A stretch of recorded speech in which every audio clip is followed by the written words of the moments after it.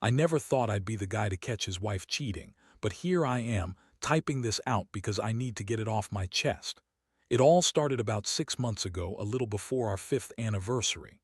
Sarah had always been a bit high maintenance, but I loved her, thought she was the one. We had a decent life, decent jobs, a nice house, the usual stuff.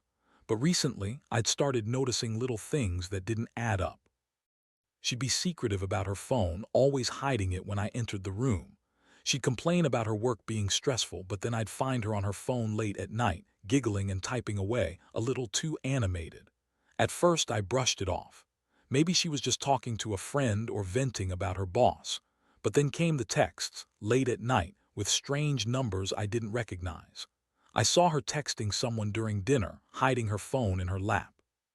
When I asked her about it, she'd just shrug and say she was chatting with her sister or a coworker. She'd get defensive quick, call me paranoid or jealous. That's when I started feeling uneasy. I trusted her. I wanted to trust her, but the little doubts kept creeping in. Then about a month ago, I noticed her behavior changed even more. She became colder, more dismissive. She'd leave the house suddenly, claiming she had to work late or run errands, but I'd come home and find her unopened emails on her laptop or her perfume lingering in the bathroom long after she'd gone out. It was like she was hiding something. I didn't want to jump to conclusions, but part of me started suspecting she was cheating. I kept telling myself I was overthinking things, but deep down, I knew I had to find out the truth. The moment I found out was almost accidental. I've been working at the halfway house downtown for a few months now, a pretty demanding job, but I needed the extra cash. The security system there records all entries and exits. I had access to the footage because I was part of the team that monitored the cameras. One night, I stayed a little later than usual just to clear some paperwork. I was tired, but I figured I'd check the footage for fun, see who was sneaking in.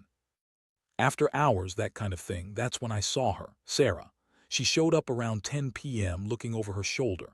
She entered through the back entrance and I froze. She wasn't alone. She went straight to one of the rooms and I saw him, Mike, my ex-cellmate, the guy I helped get back on his feet after he got out of prison. I was there for him, vouched for him, and now I saw her sneaking into his room like they were hiding something. I couldn't believe it. My wife with someone I knew had a shady past and someone I indirectly helped. I had no idea what to feel: shock, betrayal, anger. It hit me like a punch to the gut. I stayed behind a corner watching her for a few minutes. She was all over him, touching his hair, whispering in his ear. They looked like they were having sex, honestly. I'm pretty sure they did. The way she kept leaning in, the way she was giggling, touching his arm. It wasn't just a quick visit. This was more than just talking. And what made it worse? The security footage recorded their visits during my shifts. I'd been helping keep the place secure and I never suspected a thing. I helped her cheat right under my nose. I felt like I'd been punched in the stomach, then kicked while I was down. I got out of there before they saw me. I didn't want to confront her just yet. I needed time to process how I was feeling, but I knew I couldn't ignore it anymore. My gut was telling me she'd been lying to my face all along. I was hurt, furious, and completely lost. How could she do this to me? How could she lie so effortlessly? I had trusted her for years, and now I felt like a fool. I didn't know what I was going to do next, but I knew I had to confront her. The truth was finally out there.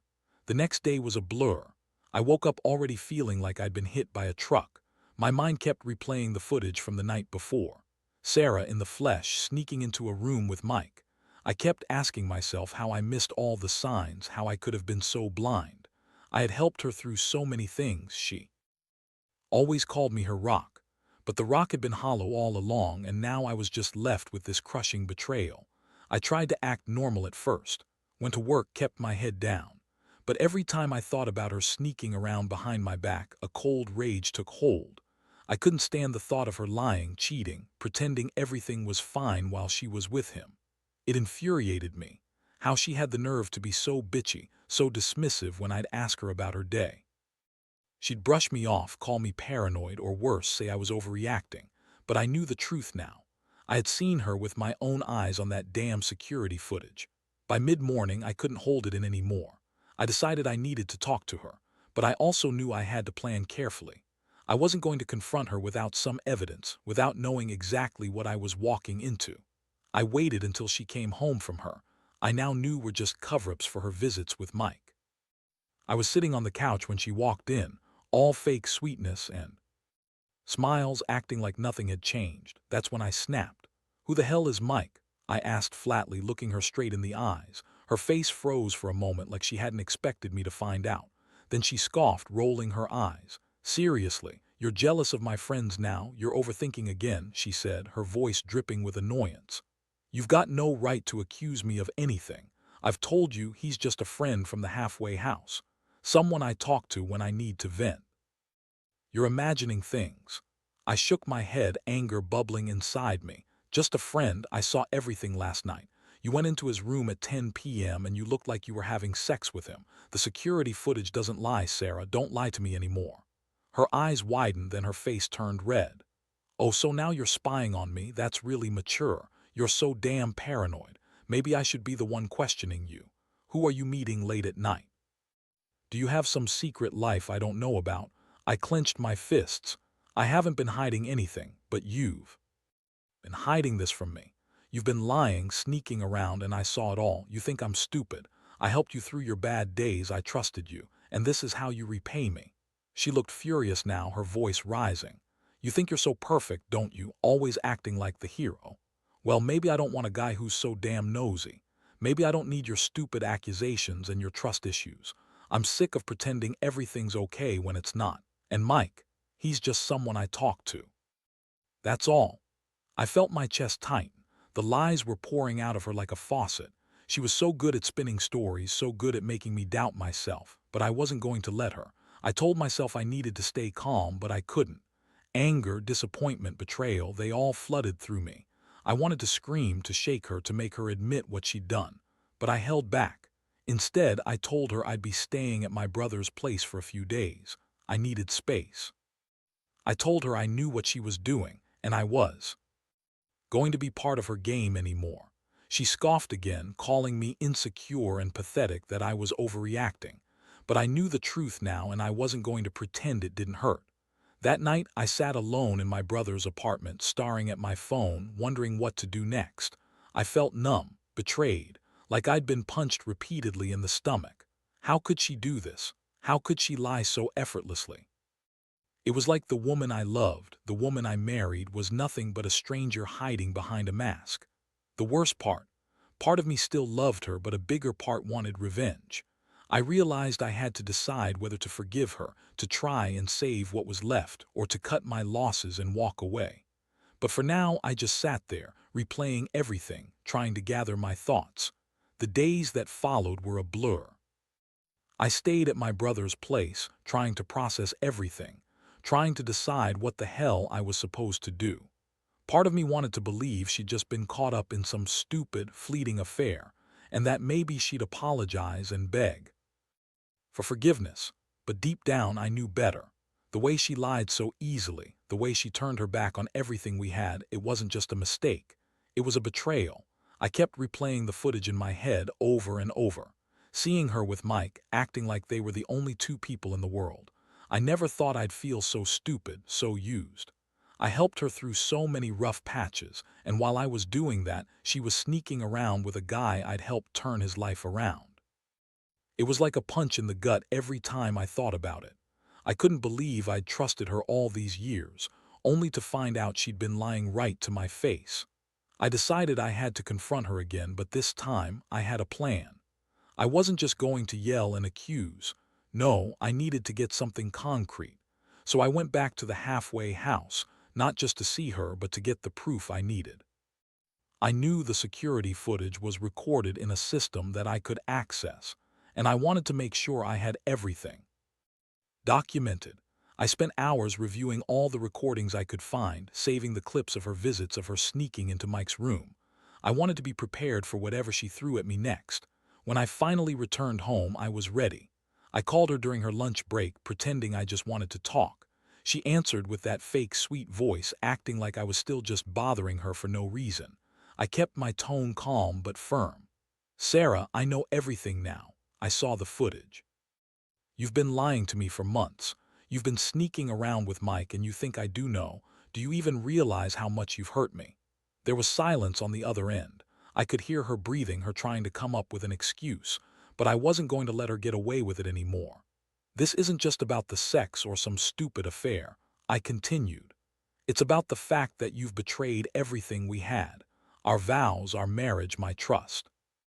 I don't know how you can look me in the eye and lie like that, especially after I helped you. Through your worst times, you think I don't deserve the truth. Well, I do, and I want you to tell me what's really going on." Her voice cracked for the first time. "You don't understand, Jack. It's complicated. I was just lonely, and Mike, he's different now. He's trying to turn his life around, and I was just trying to help him. It's not what you think." I snorted. "Help him? You were fucking him. I saw it. I saw you in his room, acting like you actually cared about him. And now you're telling me it's not what I think. Come on, Sarah, don't insult my intelligence." She yelled back, her voice rising. "You don't know what you're talking about. I was just talking to him, that's all. It's not like we're having some affair or whatever you're imagining. You're overreacting because you're insecure." I couldn't believe how she was spinning this. She was so good at lying, at pretending everything was fine, but I wasn't buying it anymore. I told her I was done playing her games, that I'd seen enough, that I was going to do something about it. I told her I was coming to get my things and that I was done pretending everything was okay. The next few days were hell. She kept calling, crying, begging me to stay, to wait, to listen, but I was done. I knew I had to make her face her lies. I didn't want her to get away with it. I wanted her to feel the pain she'd caused me. I knew I had to end it for my own sanity. I went to her house, packed my stuff, and left. As I was walking out that door, I looked at her one last time. She stood there crying, begging for me to stay, but I couldn't. I knew I'd never trust her again, not after what I'd seen. Part of me wanted to believe she'd change, that she'd realize what she lost, but deep down, I knew that was a lie too. Some betrayals cut so deep that they leave permanent scars. I just hoped I'd find a way to heal from this mess. The aftermath hit me harder than I expected. I thought leaving would bring relief, like I'd finally taken control of the situation and could start to move on. But instead, I felt empty. The house we shared no longer felt like home, it felt like a prison. Everywhere I looked, I saw her face, her sneaky smiles, her dismissive attitude, her lies. It was like every corner of that place was tainted with her betrayal. I threw myself into work trying to drown out the ache inside. But even there, every time I saw her name pop up on my phone, my stomach clenched. I knew she was still calling, begging, trying to manipulate her way back into my life. I didn't answer. I couldn't. I realized I'd been so blind, thinking she was my everything, when all along she had been hiding a whole different side of herself. That made me question everything about our relationship, about trust, about who I thought she was. One night I couldn't sleep. I lay awake, staring at the ceiling, replaying everything I'd seen and heard. The footage, her lies, the way she'd played me like a fool. I kept asking myself, was this really just about Mike, or was there something more? Was she cheating on me with others? Did she always lie, even before I found out? That sick feeling in my gut told me this wasn't just a one-time thing. It was a pattern, and I had been completely oblivious. I decided I needed closure, or at least some clarity. I reached out to Mike, the guy I once helped get back on his feet. I knew it was risky, but I needed to hear from him directly. I found his number online and messaged him, telling him I knew about their visits, that I was hurt, and that I wanted the truth. Surprisingly, he responded quickly, admitting everything. He told me they'd been sneaking around for months, that she came to see him when I was at work, and that she told him she was unhappy, that she felt neglected. That was a slap in the face. I had been looking out for her, supporting her, and she was out there screwing her ex-cellmate. Hearing it from him was almost worse than seeing the footage. But part of me finally felt some relief. At least I knew the full truth now. I wasn't imagining things. She really was a liar, and I'd been so dumb to believe she was innocent. That night, I also found her social media account. I'd been avoiding it, but I couldn't help myself. And what I saw made my blood boil. She'd posted photos with Mike, captioned with "miss you more than anything," and a bunch of other stuff that confirmed what I already suspected. She was still lying, still pretending everything was fine. The emotional toll was brutal. I felt betrayed, angry, humiliated. How could she do this? After all we'd been through. How could she turn her back on me and run straight into the arms of someone she clearly still cared about? I kept asking myself if I should fight for her, if I should try to save what was left. But every time I thought about it, I remembered the lies, the sneaking, the disrespect. I couldn't do it anymore. I realized I had to cut her out even if it hurt like hell. One thing I learned through this whole mess: trust is fragile. It can break in an instant, and once it's gone, it's almost impossible to get back. I also learned how toxic pretending everything was okay was, because I'd been ignoring the signs, hoping she'd change, thinking I was overreacting. But the truth was, I deserved honesty, and she never gave it. To me, I'm still hurt, still trying to piece my life back together. But I know one thing for sure: I won't let her keep playing me. I'm done being the fool. It's time to rebuild, without her, without the lies. The hardest part about all this is realizing how much I lost, not just the marriage, but the sense of trust I once had in myself. I used to believe that if I loved someone enough, I could fix anything. That's what I told myself when I married Sarah. But now, after everything, I see that sometimes love isn't enough. Sometimes, trust is shattered beyond repair, and no amount of good intentions can put it back together. I felt like I'd been naive, a fool for thinking I could hold our relationship together when she was secretly pulling away, cheating on me with my former cellmate behind my back. I started focusing on myself, trying to rebuild the pieces of who I was before I met her. I went back to the gym, reconnected with old friends, and started therapy. It's been a long road, but I realized I needed to do this for me, because staying bitter or angry wasn't going. To help, I had to find a way to move forward, even if it hurt every day that I saw her name, her face, or that stupid reminder of what I thought we had. Sometimes I think about the big picture, about how she could lie so effortlessly, how she could pretend to love me one day and then be with someone else the next. It's a betrayal so deep that I wonder if I ever really knew her at all. But I also realize I learned a lot from this experience. I learned to pay attention to the little things, to trust my instincts, and most importantly, to value myself. Because no matter how much you love someone, if they're lying to you, hiding things, or cheating, then the love is meaningless. It becomes a trap, and the person being betrayed ends up losing themselves. I've decided I won't be chasing her or trying to get her back. That chapter is closed. I've blocked her from my social media, changed my number, and told her to leave me alone. I refuse to be her emotional punching bag anymore. She's made her choices, and now I have to live with the consequences. I can't change what happened, but I can change how I respond. I choose to heal, to grow, and to move on. But I won't lie, some nights are rough. I still wake up thinking about what I lost, about the lies I believed, about the moments I thought were real. It's a constant battle to remind myself that I deserve better, that I was worth more than her betrayal. I keep telling myself that someday I'll meet someone who values honesty, who treats me with respect, who doesn't cheat behind my back. That's my new goal: to rebuild my life on honesty and integrity, not lies and deception. If there's one thing I've learned from this whole nightmare, it's that nobody is immune to betrayal. It can happen to anyone. But what matters is how you respond afterward. Do you stay broken, or do you pick yourself up and move forward? I chose the latter. And honestly, I'm starting to feel a little stronger every day. Still hurting, still angry, but learning to breathe again. Because sometimes the only way out is through. And I know I'll come out better on the other side, even if it doesn't feel like it right now.